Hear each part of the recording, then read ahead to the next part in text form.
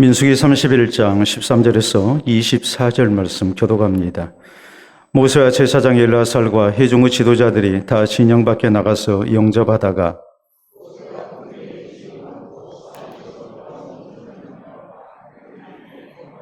모세가 그들에게 이르되 너희가 여자들을 다 살려두었느냐?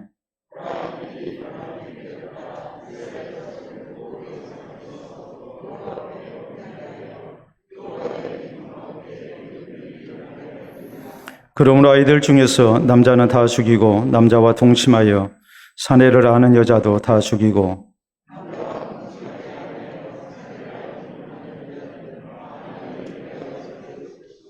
너희는 이랫동안 진영 밖에 주둔하라. 누구든지 살인자나 죽임을 당한 사체를 만진 자는 셋째 날과 일곱째 날에 몸을 깨끗하게 하고 너희의 포로도 깨끗하게 할 것이며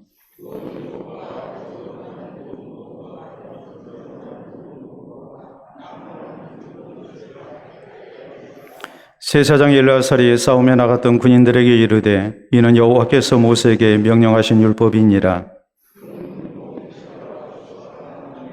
불에 견딜 만한 모든 물건은 불을 진하게 하라. 그리하면 깨끗하려니와 다만 정결하게 하는 물로 그것을 깨끗하게 할 것이며 불에 견디지 못할 모든 것은 물을 진하게 할 것이니라.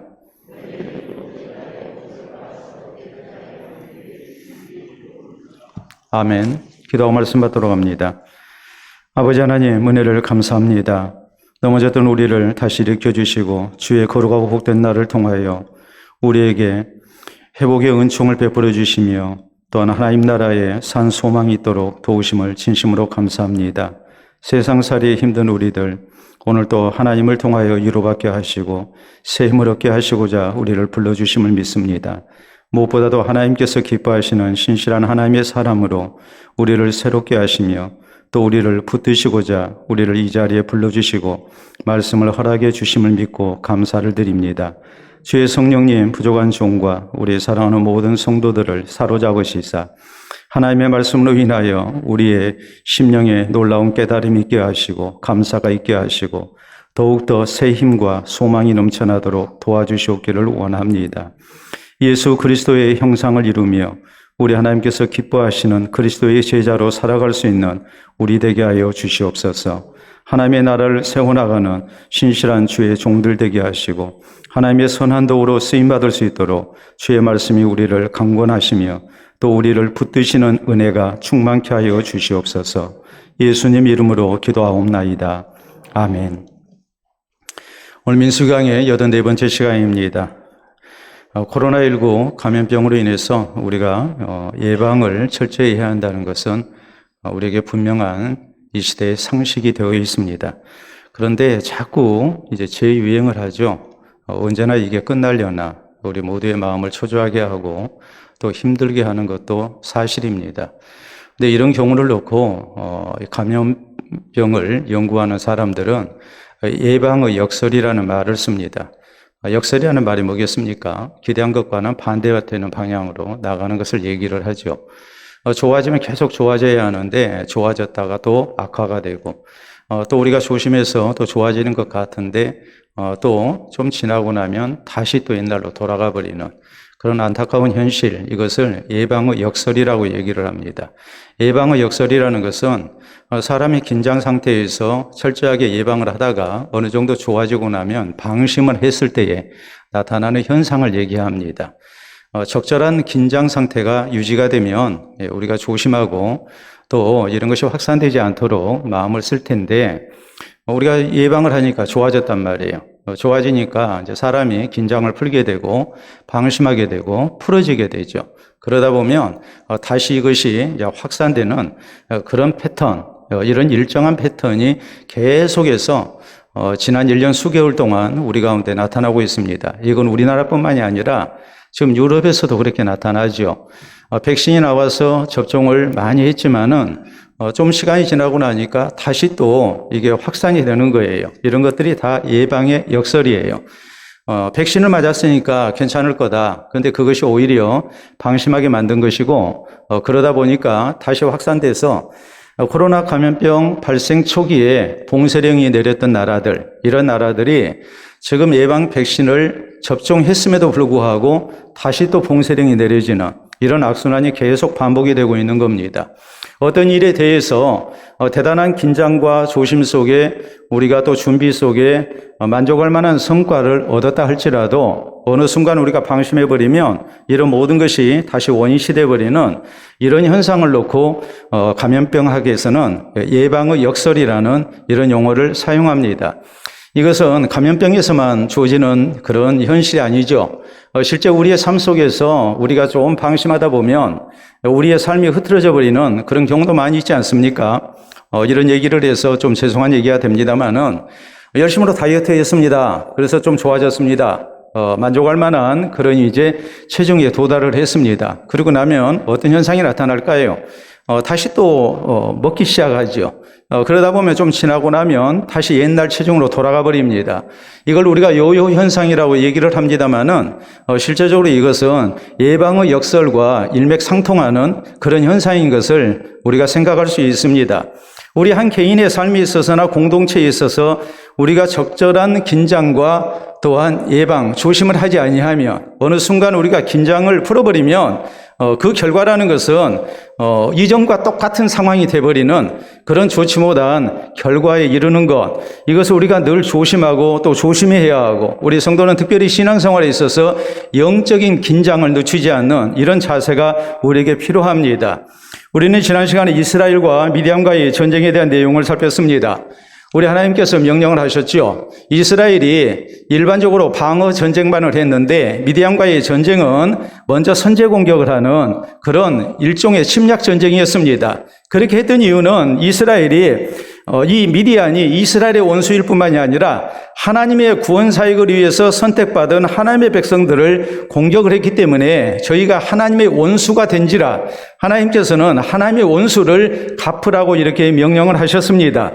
이 전쟁에서 모두 협력해서 싸우게 했습니다. 또 하나님만 철저히 의지하게 했습니다. 그리고 이것을 하나님께서는 이스라엘의 지도자 모세의 마지막 사명이라고 말씀을 하십니다. 그래서 이 일을 통해서 우리에게 가르치는 교훈이 뭐였습니까? 우리의 영적 전쟁에서 우리 성도가 승리하려면은 우리 모두가 협력을 해야 한다는 것이요. 또 사람의 최선을 다해야지만은 한편으로 하나님을 의지하지 아니하면 절대 우리가 승리할 수 없다는 것. 그리고 우리에게 주어진 사명을 각자가 잘 감당하게 될 때에 하나님의 교회가 또 성도가 승리를 얻을 수 있다는 그런 교훈을 우리가 살폈습니다. 오늘 성경 말씀은 이스라엘 백성들이 미디안과의 전쟁에서 승리하고 난 다음에 귀환할 때 되어진 일을 우리에게 교훈합니다.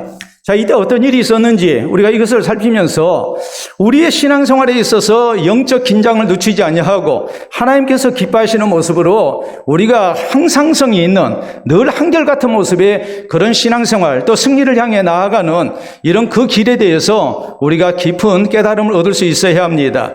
오늘 성경 말씀이 먼저 우리에게 가르치는 교훈이 무엇일까요? 그것은 모든 백성들이 돌아온 군인들을 영접하고 있는 내용입니다. 자, 13절에 있는 말씀을 보면 모세와 제사장 엘르아살과 회중의 지도자들이 다 진영 밖에 나가서 영접하다가라고 말씀합니다.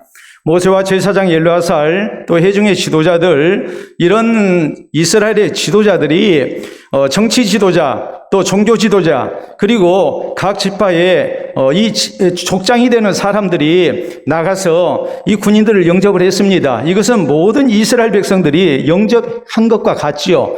그런데 이들이 진영 밖에 나가서 영접했다 그랬어요. 왜 진영 밖에 나가서 영접을 했을까? 우리가 두 가지 뜻을 생각할 수 있습니다. 먼저 이들은 전쟁터에서 살육을 하고 돌아왔습니다. 그렇기 때문에 옷에 피도 묻었을 겁니다. 또 사람을 죽였기 때문에 시신도 만졌을 것입니다. 이들이 아직 정결케 되지 아니한 상태란 말이에요. 이 정결하지 못한 상태로 하나님이 임재하시는 거룩한 진영, 이스라엘의 진영 안에 들어온다는 것은 절대 있을 수 없는 일이에요. 그렇기 때문에 이스라엘의 지도자들이 진영 밖으로 나가서 이들을 지금 영접을 하고 있는 겁니다. 또 하나, 그들을 이렇게 나가서 영접했다는 것이 무엇을 의미하겠습니까? 전쟁터에 나간 12,000명의 군사들, 각 지파에서 10명씩 차출해가지고 12,000명이 나가서 싸우지 않았습니까? 이 12,000명의 군사들의 헌신에 대해서 이스라엘의 지도자들이 기쁜 마음으로 나가서 영접을 하는 거예요. 그래서 저희를 위로하고 격려하고 또 한편으로 이제 저희를 치하하는 이런 모습을 갖게 된 거예요. 우리가 그러잖아요. 예를 들어서 내가 열심으로 수고를 했는데 다른 사람이 거기에 대해서 아무런 말을 해주지 않냐 하면 사람인지라 우리가 서운할 때가 있습니다. 또 한번 생각을 해보세요. 오래도록 밖에 나가서 열심으로 일하고 돈 벌어서 집에 들어왔는데 번체만취한다면, 가족들이 번체만취한다면 좀 서운하겠죠. 버선발로 밖으로 뛰어나와서 맞이하지는 아니한다 할지라도 좀 방에 있다가 나와서 수고했다고 이렇게 맞이하고 옷이라도 받아주고 하는 모습이 있어야 일한 사람이 자기의 수고가 인정받은 것 같으니까 마음이 위로가 되고 힘이 되지 않겠습니까? 또 더 일할 수 있는 그런 용기가 생기지 않겠습니까? 지금 이스라엘의 지도자들이, 모세와 제사장 엘르아살과 그리고 각 지파의 지도자들이 나가서 전쟁터에 나간 군인들을 진영 밖으로 나가서 영접했다는 이 사실, 이것은 이스라엘이 진영을 더럽히지 않게 하려는 더러운 몸으로 진영 안에 들어올 수 없는 그런 상황인지라 그렇게 할 수밖에 없었지만, 또 한편으로 이스라엘의 지도자들이 가만히 자리에 앉아서 너희 몸을 깨끗이 하고 그리고 들어오라 하지 아니하고 저희가 나가서 영접했다는 사실 자체가 저희의 수고에 대해서 얼마나 감사하고 또 저희를 위로하고 또 격려하고 했는가라는 것을 우리가 충분히 볼 수 있는 그런 내용입니다. 여러분, 하나님의 교회가 영적 전쟁에 나섰을 때에 우리에게 필요한 것이 뭐겠습니까? 우리에게는 하나님의 위로도 필요하지만 또 한편으로 성도끼리의 위로가 있어야 하고 또 서로 격려하는 모습이 우리에게 있어야 합니다.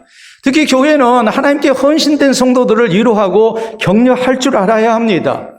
우리가 성경을 보면 그렇습니다. 여러분, 다윗이 하나님의 약속을 붙들고 신앙으로 사는 것, 그건 결코 쉽지 않았습니다. 사울왕의 무서운 박해 속에서 다윗은 날마다 생명의 위협을 당하며 쫓겨다니며 살아야 했습니다. 이러기를 10여 년을 했습니다. 이때에 다윗을 가까이서 위로하고 도왔던 사람이 있습니다. 바로 사울왕의 아들 요나단입니다. 요나단이 다윗을 도운 일에 대해서 성경은 뭐라고 말씀합니까? 다윗으로 하여금 하나님을 힘있게 의지하게 했다 그랬어요.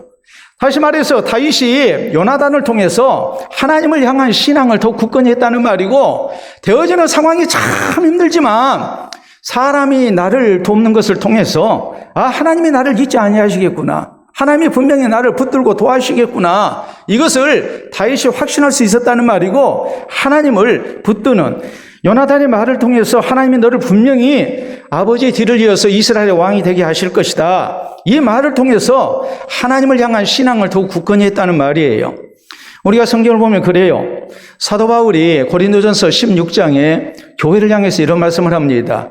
스데바나 집 사람들은 아가야 지방의 첫 열매로서 성도를 섬기기로 작정한 줄을 너희가 아노니라고 그랬거든요. 스데바나 집 사람들은 지금 우리로 얘기하자면 이 호남 지방에서 처음으로 예수님을 믿었던 사람이에요. 고린도 교회의 첫 번째 교인이에요. 그런데 이런 사람들이, 그 가족이 결심했던 것이 뭐였냐면은 우리가 성도를 섬겨야 되겠다, 나중에 온 성도들을 위해서 우리 가족이 헌신돼야 되겠다, 이렇게 결심을 했어요. 그리고 실제 그렇게 지켜왔어요.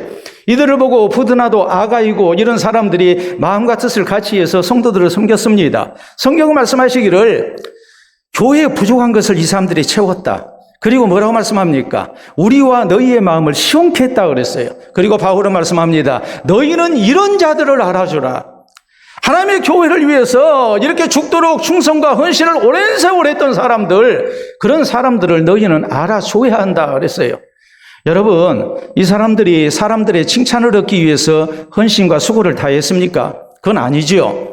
그렇지만은 성경이 우리에게 그렇게 말씀하는 이유가 뭐겠습니까? 사람인지라 때때로 다른 사람의 위로가 필요하기 때문입니다. 격려가 필요하기 때문입니다.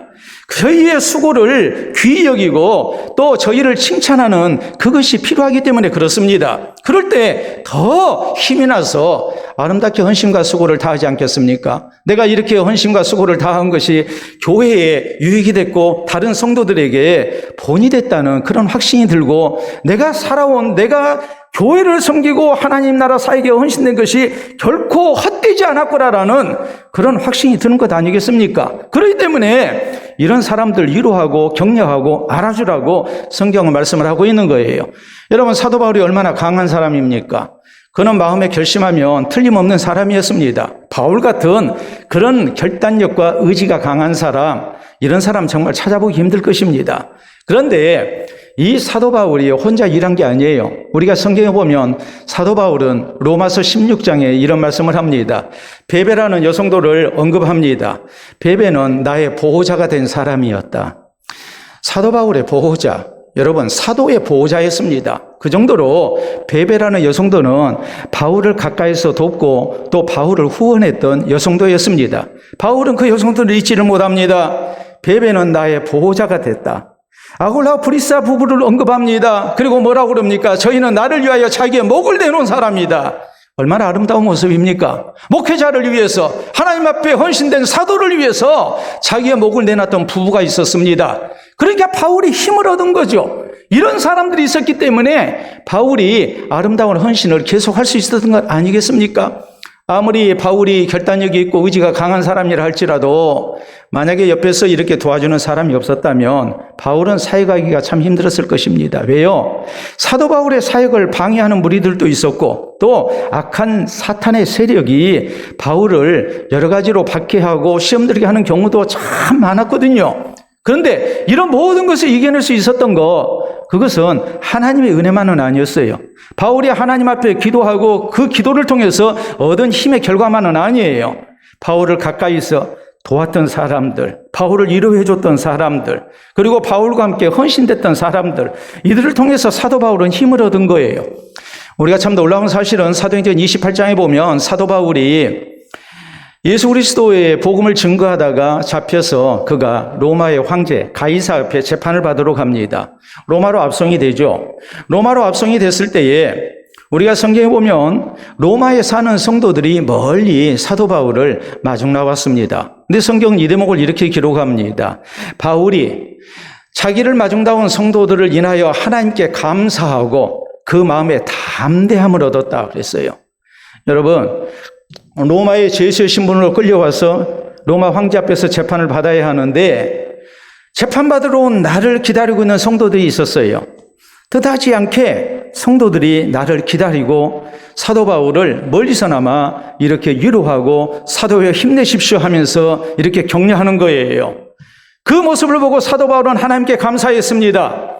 그리고 앞으로의 모든 일에 대해서 속된 말로 그는 쫄지 않았습니다. 하나님이 분명히 함께 하신다. 하나님께서 나를 도와주실 것이다. 내가 로마에 압송돼서 재판받는 것까지도 하나님께서는 합력하여 선한 하나님의 뜻을 이루실 것이다. 이 확신 속에서 바울은 담대한 마음을 얻었다고, 성도들을 인해서 담대한 마음을 얻었다고 이렇게 말씀을 합니다. 그렇기 때문에 우리가 서로 위로하는 것, 서로 격려하는 것, 이것이 얼마나 우리에게 필요한 것인가를 우리는 잊지 말아야 합니다. 사도 바울이 하나님만 의지하지 않았습니다. 바울은 가까이 있는 성도들을 통해서 위로받고 격려를 얻었고 저는 힘을 얻었습니다. 이걸 생각하면서 우리가 함께 위로하고 격려하는 가운데 하나님 나라 사역에 헌신되는 성도가 되어야 됩니다. 돌스토이가 쓰고 있는 단편 소설 가운데에 바보와 성자라는 그런 짤막한 그런 소설이 있습니다. 내용은 이렇습니다. 어떤 마을에 성자 노인이 있었고 바보 노인이 있었어요. 성자 노인은 아주 거룩한 사람이었어요. 하나님 말씀도 많이 알고 경건한 생활 속에 많은 사람들의 존경을 받는 사람이었어요. 반면에 바보 노인은 말 그대로 바보입니다. 사리 분별도 할 줄 모르는 것 같고 다른 사람 가르치는 것은 언감생심, 꿈도 꾸지 못할 일이고 사람들에게 손가락질 당하는, 어떤 의미로 보자면 마을에서 성자 노인은 꼭 필요한 사람이고 많은 사람들의 모델이 되어 있는 사람이었어요. 반면에 바보 노인은 있으나마 하나는 존재했어요. 그런데 한 젊은이가 고민이 생겼어요. 인생의 회의가 든 거예요. 인생은 도대체 뭘까? 인생은 왜 살아야 할까? 이런 고민 속에서 그는 해답을 얻지를 못했어요. 해답을 얻지 못하니까 인생에 대해서 허무함을 느끼는 사람들이 내린 결론이 뭐겠습니까? 인생에 살만한 가치가 있는 것이냐? 내가 과연 존재 가치가 있는 사람이냐? 이런 생각이 들다 보면 결론이 살만한 가치가 없다는 판단이 서게 되면 죽고 싶은 생각이 들지 않겠습니까? 그래서 요새 말로 얘기하자면 우울증에 빠진 거예요. 죽고 싶은 마음이 든 거예요. 그래서 그는 마지막으로 이 성자 노인을 찾아가서 내가 내 인생의 고민에 대해서 질문을 해야 되겠다. 그래서 거기서 만족한 대답을 얻지를 못하면 그냥 죽어야 되겠다. 뭐하러 이 고생된 세상을 살아야 하나. 이런 절망감에서 그는 이제 산 꼭대기에서 명상을 하고 있는 성자 노인을 찾아갔어요. 성자 노인이 산 꼭대기에서 명상을 하는데 도무지 눈을 뜨질 않습니다. 금식을 하는 가운데 이제 깊은 이런 명상 속에 잠겨 있어요. 그러니까 깰 수가 없잖아요. 그래가지고 결국에는 사흘 동안을 굶고 기다렸습니다. 드디어 이 성자 노인이 눈을 떴습니다. 그래서 이 젊은이가 그에게 물었습니다. 뭐라고 물었냐면 인생은 왜 삽니까? 하고서 물었어요. 그랬더니 이 성자 노인이 눈을 감고 하는 대답이 이것이었어요. 나무 위에 새는 왜 둥지를 트는가? 그랬어요. 동문서답 같은 대답을 한 것이죠. 나무 위에 새는 왜 둥지를 트는가? 인생은 왜 살아야 합니까? 라고 물었더니 그렇게 뜬구름 잡는 소리를 하는 거거든요. 더 고민 가운데 빠지게 하는 그런 질문을 이렇게 오히려 하는 거예요. 그러면서 다시 눈 감고 명상에 들어가는 거예요. 이 젊은이가 절망을 하죠. 그래서 산을 내려와서 이제는 죽어야 되겠다. 이런 생각을 했어요. 그러다가 바보 노인을 만나게 됐어요. 속는 셈 치고 그에게 사정 얘기를 했어요. 어르신, 내가 너무 인생 사는 것이 힘듭니다. 내 장래도 보이지 않고 나라는 존재가 가정에서나 동네에서나 내가 속해 있는 공동체 안에서 도무지 존재감이 없는 그런 필요 없는 존재 같습니다. 내가 왜 살아야 하는지 도무지 이유를 모르겠습니다. 하면서 바보 노인을 향해서 얘기를 하는 거예요. 그런 얘기를 했던 이유는 저 바보 노인도 사람들에게 바보라는 말을 들으면서 노인이 되도록 살아왔으니까 저 노인이 뭔가 해답을 가지고 있을는지 모르겠다. 자기를 생각할 때 바보 노인 정도는 아니라는 생각이 들거든요. 근데 나보다도 못한 사람이 지금 살고 있거든요. 인생을 다 살았거든요. 그러니까 저 노인은 어떤 힘으로 살아왔을까? 이 생각이 든 거예요. 성자 노인을 통해서 어떤 대답을 들으려고 했는데 만족할 만한 대답을 얻지는 못했어요. 그런데 나보다도 못난 사람이라고 생각했던 바보 노인이 이렇게 지금까지 나보다도 훨씬 더 긴 세월을 살아낸 것을 볼 때에 저 노인에게는 어떤 해답이 있을지 모르겠다. 이런 참으로 가느다란 그런 희망을 가지고 이 바보 노인에게 인생은 왜 살아야 합니까? 하고서 물어봤어요. 그랬더니 이 노인이 우선 집으로 돌아와라. 그러더니 그가 네가 참 힘들었겠구나. 여러 날 그렇게 밥도 먹지 못하고 고생했다니 참 안타깝구나. 그러면서 닭을 잡아다가 요리를 해서 또 밥을 이렇게 주는 겁니다. 그리고 하는 얘기가 좀 잠 좀 잘 자라. 그리고 난 다음에 얘기하자 그래요. 자, 그 다음날 이 청년이 배부르게 먹고 잠 잘 자고 일어났어요. 살 소망이 생겼을까요? 죽고 싶었을까요? 안 죽더라는 거예요. 톨스토이는 이 얘기를 통해서 이런 말씀을 합니다. 수준 높은 설교보다도 따뜻한 위로와 격려가 사람을 살린다 그랬어요. 여러분들이 신앙생활 잘하게 하기 위해서 저는 열심으로 말씀을 준비해서 증거합니다. 물론 하나님께서는 설교 말씀을 통해서 여러분의 영혼을 깨우시고 또 살리실 것입니다. 새로운 힘과 소망을 주실 것입니다. 그러나 우리는 명심해야 합니다. 저의 수준 높은 설교보다도 저의 영성 깊은 설교보다도 더 중요한 것은 여러분을 살게 하는 것은 여러분이 교회에 와서 살아오는 성도들을 보며 서로 위로하고 격려하는 겁니다. 그럴 때 우리는 힘을 얻습니다. 아, 내가 공동체 안에서 받아들여지고 있구나. 아, 나도 필요한 존재구나. 나를 통해서 힘을 얻는 사람이 있구나. 우리가 그것을 통해서 우리는 주님을 사랑할 힘을 얻는 것이고 교회를 우리가 섬길 수 있는 힘을 얻는 것이고 무엇보다도 우리가 험한 세상 가운데서 전쟁터 같은 세상 속에서 우리가 하나님의 백성으로 살아갈 수 있는 용기와 소망을 갖게 되는 거예요. 그렇기 때문에 성경은 히브리서 10장 24절에 우리에게 말씀합니다. 서로 돌아보아 사랑과 선행을 격려하라. 서로 돌아보아 사랑과 선행을 격려하라. 여러분, 코로나19 감염병으로 인해서 우리가 비대면하는 시간이 많아지는 때에 우리는 뭐 해야 되겠습니까? 서로에게 더 많은 관심을 가져야 합니다. 서로 위해서 기도해야 합니다. 우리가 서로 만나게 되면 서로 위로하고 격려해야 합니다. 특별히 하나님의 말씀을 따라서 하나님의 선한 사역에 헌신된 성도들 우리가 위로하고 격려해 줘야 합니다. 목회자도 필요합니다. 여러분도 필요합니다.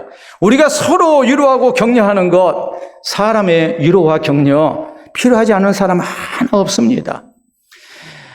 미디안과의 전쟁에서 목숨을 걸고 이스라엘을 대표해서 나갔던 12,000명의 용사들을 모세와 제사장 엘르아살과 이스라엘 각 지파의 지도자들이 멀리 나가서 저희를 영접했던 일, 이것을 우리가 생각하면서 하나님 나라 사역을 위해서 또한 영적 전쟁터에서 어찌든지 하나님을 향한 신앙으로 살고자 애쓴 성도들, 또 헌신된 성도들, 우리가 그들을 서로 영접해야 합니다. 서로 격려해야 합니다. 위로해야 합니다. 그래서 우리가 신앙생활에 더욱 힘을 얻고 또 험한 영적 전쟁터에서 우리가 변함없이 승리를 향해 나아가는 우리 모든 성도들, 또 우리 교회 될 수 있기를 바랍니다. 자, 두 번째 우리가 생각해야 할 소중한 교훈이 있습니다. 그것은 그럼에도 불구하고 바로 모세가 저희의 모습을 보고 격노한 사실이에요. 자, 14절에 있는 말씀 볼까요? 모세가 군대의 지휘관 곧 싸움에서 돌아온 천부장들과 백부장들에게 노하니라. 모세가 그들에게 이르되 너희가 여자들을 다 살려두었느냐? 보라, 이들이 발람의 꾀를 따라 이스라엘 자손을 보호르 사건에서 여호와 앞에 범죄하게 하여 여호와의 회중 가운데 연병이 일어나게 하였느니라 라고 말씀을 하죠. 자, 모세가 이들을 영접하러 나갔습니다. 이들을 위로하고 격려하기 위해서, 치하하기 위해서 나갔습니다. 근데 보더니 그냥 경노했다고 그랬어요. 경노라는 말 자체가 뭐겠습니까? 굉장한 분노를 했다는 말이죠. 그리고 예상치 못한 분노라는 말이죠. 처음에는 웃으면서 나갔을 거예요. 그런데 저희의 모습을 봤을 때에 갑자기 태도가 돌변해서 그냥 이 지휘관들을 향해서 경노를 하는 거예요. 그리고 그 이유가 15절 16절에 있는 말씀이거든요. 왜 미디안의 여자들을 살려뒀느냐? 저희 때문에 이스라엘이 미혹받아서 부올의 사건으로 인해서 하나님 앞에 범죄하고 우상을 숭배해서 많은 사람이 전염병으로 죽지 않았느냐 이 말이에요. 우리가 이미 앞에서 살핀 내용이에요. 그리고 그 후속 조치가 17절 18절에 있는 말씀입니다. 우리 보도록 합니다. 보라, 이들이 발람의 꾀를 따라 이스라엘 자손을 부올의 사건에서 여호와 앞에 범죄하게 하여 여호와의 회중 가운데 연병이 일어나게 하였느니라. 17, 18절. 그러므로 아이들 중에서 남자는 다 죽이고 남자와 동침하여 사내를 아는 여자도 다 죽이고 남자와 동침하지 아니하여 사내를 알지 못하는 여자들은 다 너희를 위하여 살려둘 것이니라 라고 말씀을 하죠. 이 미디안의 여자들 가운데 남자를 아는 사람들, 이 말의 의미는 뭐냐면 생식 능력이 있는, 생산하는, 아이를 생산할 수 있는 그런 여성을 얘기합니다. 미디안의 여자들을 다 죽여버리라. 그래서 그 후손이 없도록 해야 한다. 미디안과의 전쟁 이유가 뭡니까? 미디안이 이스라엘의 원수가 되고 하나님의 원수가 돼서 이스라엘로 하여금 범죄케 했기 때문에, 그래서 하나님께서 저희를 먼저 공격하도록 명령을 내리신 거죠. 징벌 차원이었습니다. 또 하나님께서 미디안 족속을 멸하라 하신 뜻이 뭐였겠습니까? 그것은 앞으로 미디안 족속과 이 가나안 땅에서 같이 살아야 할 텐데 서로 부딪힐 일이 많을 거예요. 근데 혹시라도 미디안 족속들 때문에 이스라엘이 하나님을 떠나서 범죄하는 일이 생기지 않도록 미혹의 근원을 사전 차단하기 위한 그 목적 속에서 저희를 다 죽이라고 이렇게 말을 한 거예요. 하나님께서 이스라엘 백성들에게 미디안을 진멸하라고 하신 목적이 바로 그것이었습니다. 근데 이스라엘의 지휘관들이, 이 병사들이 미디안의 여자들을 살려둔 거예요. 하나님의 명령에 불순종한 거예요. 그러니까 모세가 거기에 대해서 경노한 거예요. 여러분, 어찌 보면 하나님께서 참 잔인한 명령을 내리셨죠. 전쟁터에 아이들과 또 여자들은 약자 아닙니까? 싸움을 하는 사람들은 당연히 남자들입니다. 그러면 남자들만 죽여도 될 것 같은데 왜 하나님께서 미디안 족속을 이렇게 진멸하라고 하셨는가? 그건 다른 게 아니에요. 이스라엘이 미디안 족속으로 인해서 미혹을 받고 이전처럼 또 범죄한 가운데 하나님을 떠나고, 이로 인해서 하나님의 원수된, 이스라엘의 원수된 미디안 백성들 때문에 이스라엘이 하나님과 원수되는 일이 있지 않도록 하기 위해서, 그래서 하나님께서 진멸하라고, 저희를 공격하라고 명령을 하신 거란 말이에요. 그렇기 때문에 우리는 이 사실을 통해서 분명하게 우리가 받아야 할 교훈이 있어요. 그건 뭐냐면, 우리 성도가 영적 전쟁터에서 승리하기 위해서는 우리에게 필요한 신앙의 자세가 무엇일까라는 거예요. 세상의 미혹을, 또 죄로부터의 유혹을 우리가 멀리해야 합니다. 철저한 격리가 우리에게 있어야 합니다. 그 이유가 뭡니까? 우리 사람은 환경의 영향을 많이 받기 때문에 그래요. 여러분, 하나님께서 아브라함을 택하십니다. 그에게 요구하십니다. 너는 너의 고향과 친척과 아버지 집을 떠나라. 내가 내게 지시할 땅으로 가라. 왜 하나님께서 아브라함에게 그가 지금까지 살아온 익숙한 환경을, 기득권을 모두 포기하고 떠나라고 하셨을까요? 우상을 숭배하는 도시입니다. 만나는 사람들 다 하나같이 우상 숭배하는 사람들입니다. 내가 지금까지 살아오면서 함께 부대꼈던 사람들, 나와 연고가 있는 사람들 모두가 다 하나님을 섬기지 않는 사람들이에요. 이런 사람들과 더불어서 살면 아브라함이 신앙생활 잘할 수 있겠습니까? 그렇기 때문에 하나님께서는 너의 고향과 친척과 아버지 집을 떠나서 내가 내게 지시할 땅으로 가라고 말씀을 하신 거예요. 아예 떠나라고 말씀을 하신 거예요. 우리가 이스라엘 백성들 사사기에 기록된 내용을 보면 그렇게 경고했음에도 불구하고 하나님이 약속하신 가나안 땅 정복하고 거기에 정착하고 살았던 이스라엘이 하나님께서 가나안 원주민들, 특별히 하나님은 7 족속을 분명히 말씀을 하셨습니다. 저희를 다 진멸하라고 했습니다. 근데 이스라엘이 진멸을 안 하죠. 어떤 경우는 힘이 없어서 진멸하지 아니했고 또 어떤 경우는 경제적 이득을 생각해서 저희를 진멸하지 아니했습니다. 근데 결국 어찌 됩니까? 저희가 이스라엘 백성들에게 올무가 되고 덫이 됐다고 성경은 말씀하거든요. 이들 때문에 이스라엘이 함께 우상 숭배하고 그리고 하나님의 징벌을 당합니다. 그리고 이방인의 압제를 받습니다. 이런 것이 350년 동안 계속 반복이 됩니다. 이스라엘이 하나님을 잘 섬기기 위해서 철저히 경계하지 아니했을 때 나타나는 현상이었어요.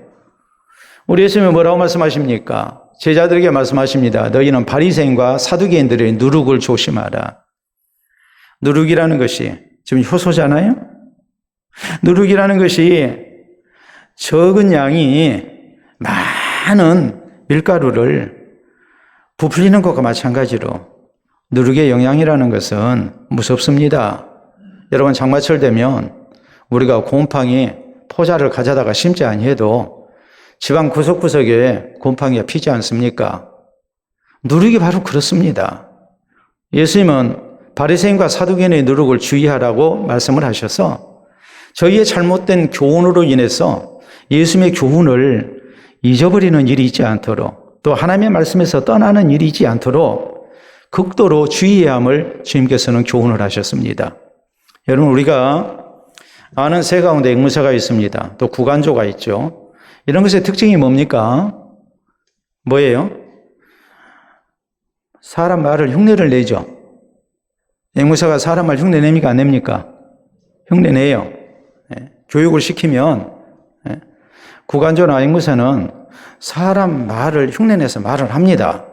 그런데 어떤 앵무새 하나는 굉장히 좋은 말만 하는 앵무새가 있었어요. 주인 잘 만나서 사람을 보면 안녕하세요. 뭐 그런 식으로 날씨가 좋아요. 힘내세요. 이렇게 말을 하는 앵무새가 있었습니다. 그런데 또 한 앵무새는 욕을 많이 하는 앵무새였어요. 욕을 배운 앵무새였어요. 자, 이 두 마리를 같은 새장에 넣으면 우리가 생각할 때 그렇잖아요.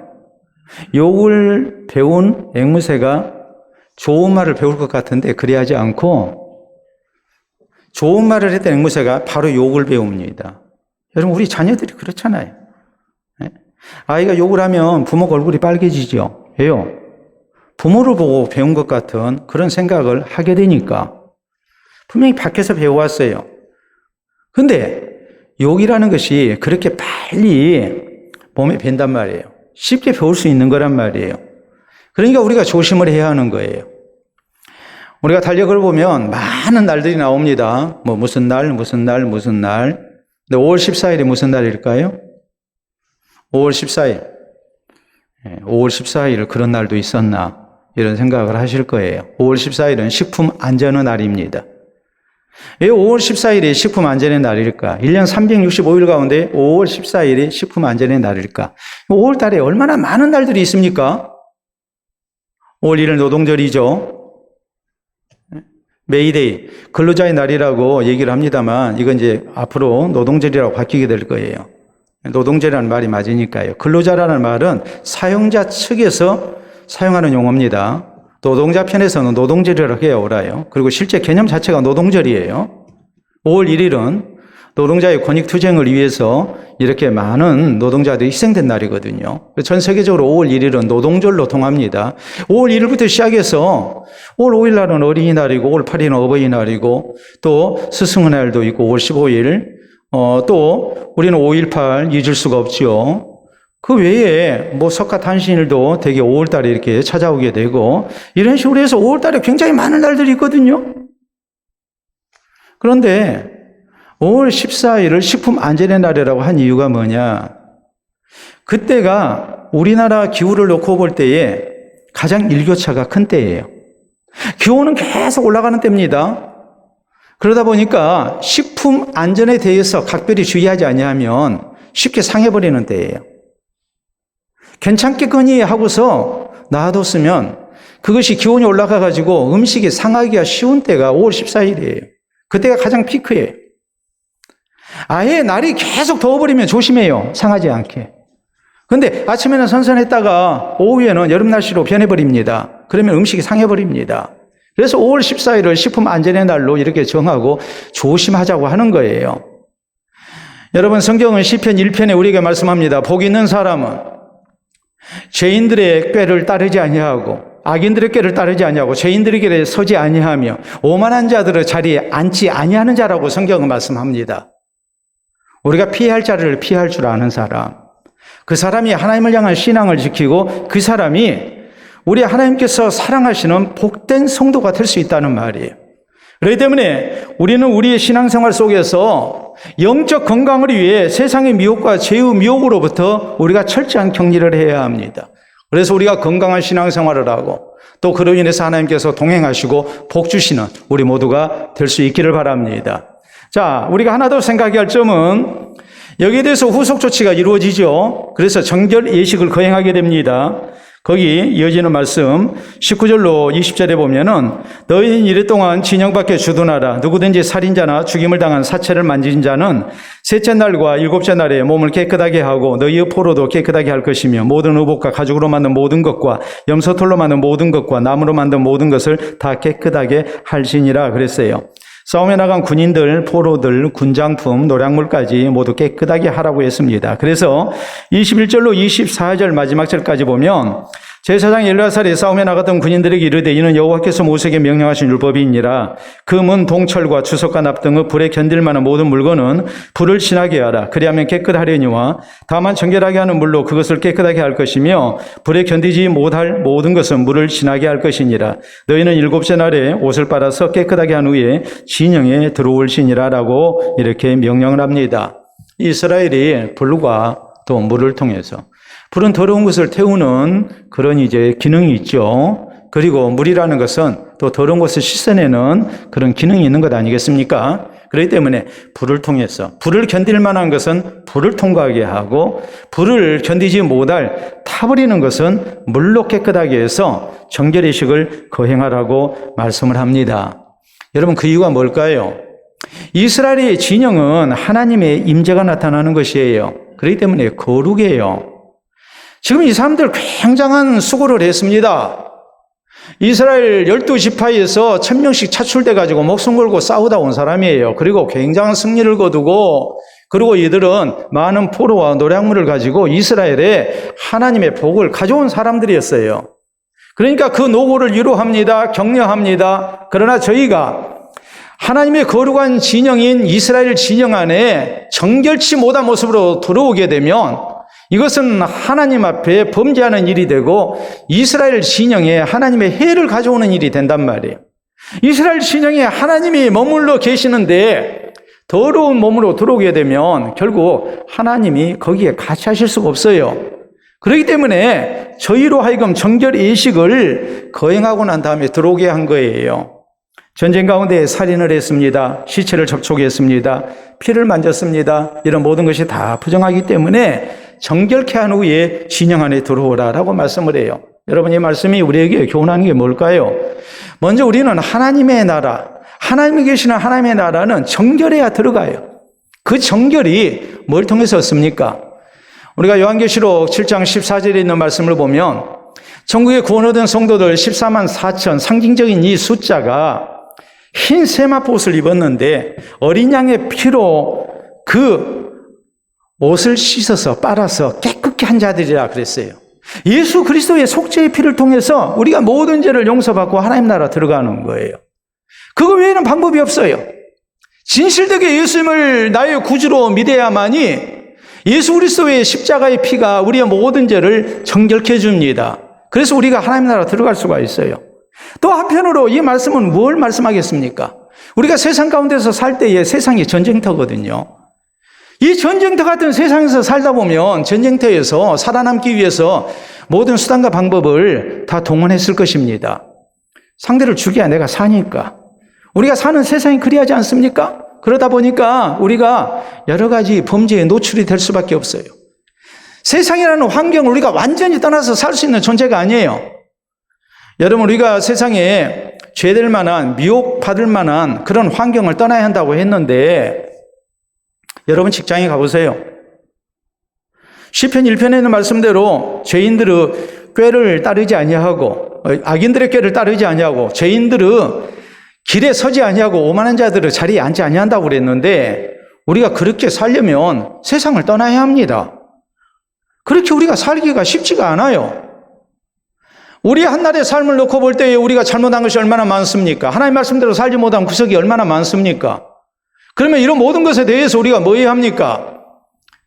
하나님이 나와 함께 하시는 하나님의 백성이 되려면 그런 모든 것에서 우리가 날마다 정결 의식을 거쳐야 해요. 우리 예수님께서 말씀하시지 않습니까? 우리가 요한복음 13장에 보면 예수님이 제자들의 발을 씻겨주시는 세족식을 거행하십니다. 식사하시다 말고 허리에 수건을 두르고 제자들의 발을 씻겨주십니다. 베드로 차례가 됐습니다. 베드로가 사양합니다. 주님, 나 씻지 못합니다. 그랬더니 예수님이 말씀하십니다. 내가 너를 씻지 않냐면 네가 나와 상관이 없느니라. 그러니까 베드로가 또 굉장히 욕심 많은, 영적인 욕심이 많은 제자 아닙니까? 주여, 내 발만 말고 뭐도 씻겨달라고 그랬어요? 내 손과 머리도 씻겨주소서 그랬어요. 그랬더니 예수님이 하시는 말씀이 몸을 씻은 자는 발만 씻으면 된다라고 말씀을 하세요. 이 의미는 뭐냐면 다른 게 아니고 예수 그리스도를 통해서 우리의 죄가 사함받은 사람은 이제 우리가 세상 가운데 당시 이스라엘 백성들은 샌들을 신고 다녔거든요. 샌들을 신고 다녔는데 그러다 보니까 비포장도로 다니다 보면 아무래도 발에 먼지가 끼게 되고 더럽게 되죠. 목욕을 했지만 공중 목욕탕 갔다가 집에 돌아오면 발이 더럽습니다. 발 다시 씻어야 합니다. 지금 예수님이 그걸 말씀하시는 거예요. 예수님을 구주로 믿어서 모든 죄를 용서함 받은 사람은 세상 가운데서 살면서 더러워진 죄에 대해서 그것만 회개하면 된다. 이걸 말씀하는 거였거든요. 발만 씻으면 된다. 여러분, 발만 씻어야 된다는 이 말씀의 의미 우리가 생각하면 우리가 날마다 정결의식을 거행해야 한다는 말이에요. 오늘 한날을 살면서 내가 하나님의 말씀대로 살지 못한 죄가 무엇일까? 우리가 늘 그것을 생각하면서 우리 자신을 돌아보고 하나님 말씀대로 살지 못한 부분을 철저히 회개하고 우리가 잠자리에 들 수 있어야 한다는 말이에요. 지금은 연탄을 거의 사용하지 않습니다만 옛날에는 동네마다 연탄 보급소가 있었습니다. 거기서 연탄을 나르는, 일하는 분을 보면은 항상 어려서 그게 궁금했어요. 저 사람은 한날의 일과를 마치고 집에 들어가서 몸을 씻을까 안 씻을까? 여러분 생각에 씻을 것 같아요? 안 씻을 것 같아요? 씻죠? 안 씻고 밥 먹고 안 씻고 잠자리에 들겠습니까? 다음날 뻔하게 작업 환경이 연탄 나르는 일을 해야 합니다. 그러면 변함없이 얼굴에 깜짝 물을 것이고 옷 더러워질 것이고 또 연탄가루 마시면서 살아야 할 것입니다. 에이, 내일 또 이 삶 계속해야 해야 하는데 뭐하러 씻어 귀찮은데 그러면 되겠습니까? 만약에 내일 또 더러워질 거니까 오늘 씻을 필요 없다고 생각하면 그 사람은 좀 지나고 나면 연탄이 되고 말 겁니다. 사람이 연탄이 될 거예요. 연탄과 사람이 구분되지 않는 상황까지 가고 말 거예요. 구원파에서는 그렇게 얘기합니다. 예수님을 구주로 믿은 사람은 모든 죄를 다 용서받았기 때문에 과거의 죄, 현재의 죄, 앞으로 지을 죄까지 하나님이 다 용서하셨기 때문에 다시 회개할 필요가 없다. 그래서 구원파라고 얘기를 해요. 우리는 구원받았다. 죄를 회개할 필요가 없다. 구원파에서는 주기도문을 암송하지 않습니다. 주기도문 가운데 우리가 우리에게 죄 지은 자를 사하여 준 같이 우리 죄를 사하여 주시옵고, 이게 틀렸다는 거예요. 이미 다 용서를 받았는데 또 용서해 달라고 기도하는 것은 구원의 확신이 없기 때문에 구원받지 못할 자의 모습이다라고 얘기해서 저희는 주기도문을 외우지 않습니다. 그러나 우리 주님께서 분명히 우리에게 명령하셨습니다. 날마다 우리의 죄를 하나님 앞에 고백하고 용서받는 정결 예식을 우리가 거행해야 합니다. 그래서 하나님이 우리 가운데 거하시게 하는 것, 그것이 우리에게 필요하다는 말이에요. 옛말에 일일 삼성이라고 했습니다. 하루에 3번은 반성해야 한다. 내 삶을 돌아보면서 내가 무엇을 잘못했는지 적어도 3가지는 찾아서 반성을 해라. 우리 그리스도인 역시 마찬가지입니다. 하나님 앞에 기도하면서 그냥 늘 달라고만 하는 기도가 아니라 내가 오늘 한 날을 살면서 하나님 앞에 내 생각으로 범죄한 일이 있지 아니한가? 내가 마음으로 범죄하지 않았는가? 욥은 자식들이 잔치 벌리고 난 다음에 이 아들들, 자식들을 하나님 앞에 하나씩 세우면서 번제를 드렸습니다. 이들이 잔치 기분에 들떠서 혹시라도 마음으로 하나님을 떠나지 아니했을까? 그것을 생각하면서 회개하게 했습니다. 얼마나 아름다운 모습입니까? 내가 하나님의 말씀대로 살지 못한 것은 있지 아니한가? 내가 말로 범죄하지는 않았는가? 혹시라도 다른 사람의 마음을 상처되게 하진 않았는가? 혹시라도 내가 내 주변에 있는 사람들에게 하나님의 영광을 가리는 일을 하지는 않았는가? 이런 모든 것을 생각하면서 우리 자신을 돌아볼 수 있어야 합니다. 정결의식을 날마다 우리가 해야 합니다.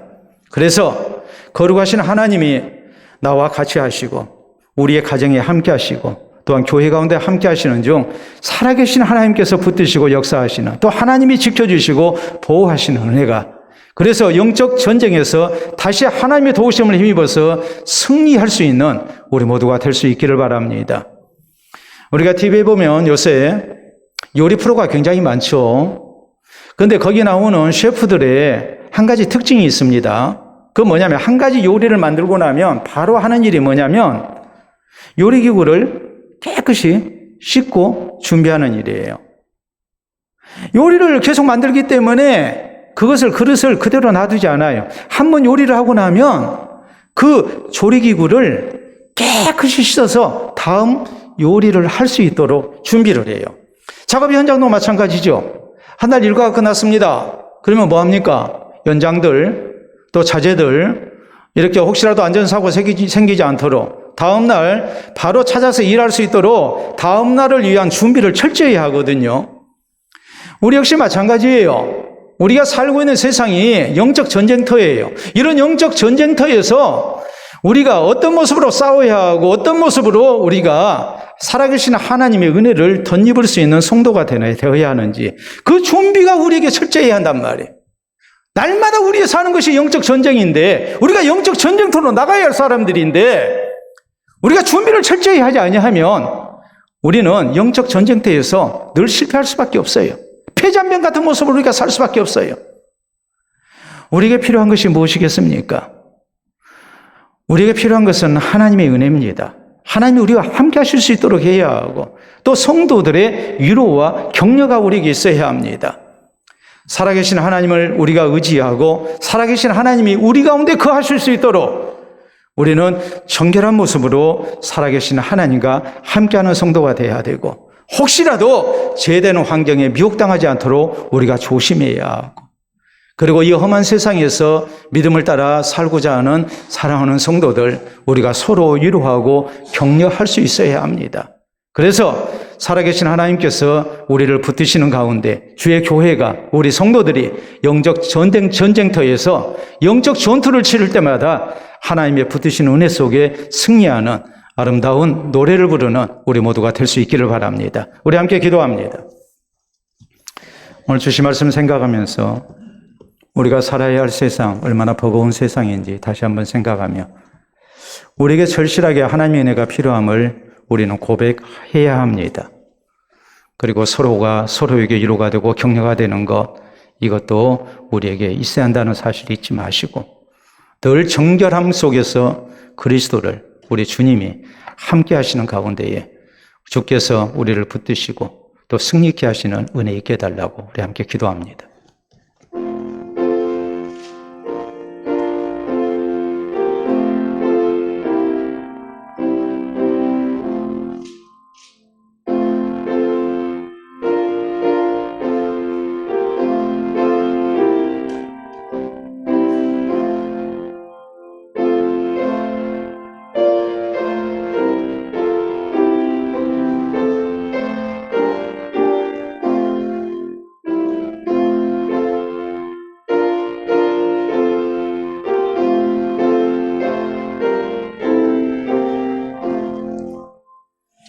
살아계신 우리 아버지, 은혜를 진심으로 감사합니다.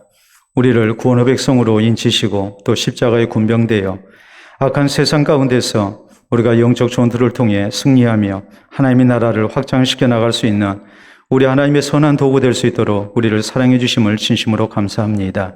이 영적 전쟁터에서 승리하는 성도 되기 위하여 우리에게 어떤 신앙 자세가 있어야 하는지 교훈해 주셨으니 우리가 서로 위로하며 격려하게 하시고 늘 정결함 속에 살아계신 주께서 우리 가운데 같이 하시는 아름다운 모습이 있기를 원합니다. 죄된 세상 가운데에 우리 자신을 지켜나가기 힘쓸 수 있도록 도와주시고 날마다의 정결의 의식을 통하여 거룩하신 주님이 동행하시며 또 임재하시며 또 붙드시고 도우시는 아름다운 은혜가 우리에게 있게 하여 주시옵소서. 그래서 개인적으로 영적 전쟁에서 승리하게 하시고 또 교회가 세상 가운데서 하나님의 승리를 구가하며 주의 영광을 선포할 수 있도록 역사하여 주시옵소서. 오늘을 통하여 더욱더 우리의 영혼이 정결해지게 하시고 오늘을 통하여 우리가 더욱더 하나님의 주신 은혜로 또 성도들의 위로와 서로 격려하는 모습을 통해 우리가 더 신실한 하나님의 사람으로 세움 있게 하시고 새 힘 얻어서 세상을 향해 나아가게 하시고 승리의 노래를 부리며 주께 영광을 돌려드리는 우리 모습만 되게 해 주시옵소서. 감사하오며 예수님 이름으로 기도하옵나이다. 아멘.